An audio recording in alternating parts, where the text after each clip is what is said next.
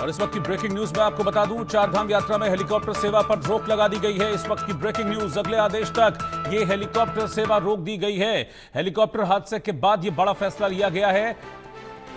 यूकाडा और डीजीसीए ने यह फैसला लिया है कि फिलहाल अगले आदेश तक जो हेलीकॉप्टर सेवा है उसे रोक दिया जाए। मैं आपको बता दूं कि केदारनाथ में ये हेलीकॉप्टर क्रैश हुआ है। सोनप्रयाग के आसपास हेलीकॉप्टर क्रैश हुआ जिसमें 7 लोगों की मौत हो गई। इसके बाद यह फैसला लिया है कि तत्काल हेलीकॉप्टर सेवा को रोक दिया जाए।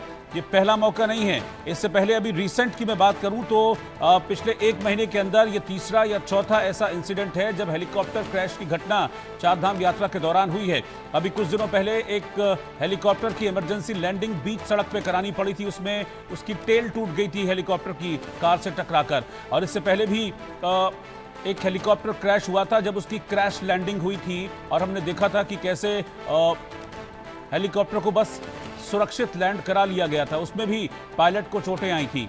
और ये हादसा जो हुआ है अब, ये बहुत बड़ा हादसा है और इस हेलीकॉप्टर क्रैश में 7 लोगों की मौत हो गई है। सवाल हेलीकॉप्टर की रखरखाव करने वाली कंपनियों पर भी लगातार खड़े हो रहे हैं कि आखिरकार क्यों इस तरह के क्रैशेस लगातार हो रहे हैं, क्यों क्रैश लैंडिंग्स होती हैं। और अब जब इस हेलीकॉप्टर हादसे में 7 लोगों की मौत हुई है तो इसके बाद ये बड़ा फैसला लिया गया है और चारधाम यात्रा में अभी हेलीकॉप्टर सेवा को तत्काल प्रभाव से रोक दिया गया है।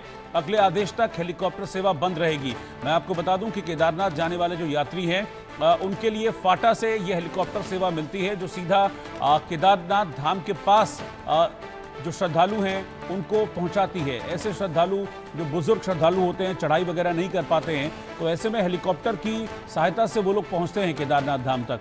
लेकिन जिस तरीके से लापरवाहियां सामने आ रही हैं, जो क्रैशेस अभी पिछले 1 महीने के दौरान सामने आए, उसने चिंता में डाल दिया है। मुख्यमंत्री पुष्कर सिंह धामी ने खुद इस हादसे पर दुख जाहिर किया है और अब एक बड़ा फैसला ये लिया गया है डीजीसी और यूकाडा की तरफ से कि फिलहाल इस हेलीकॉप्टर सेवा को सस्पेंड किया जाए।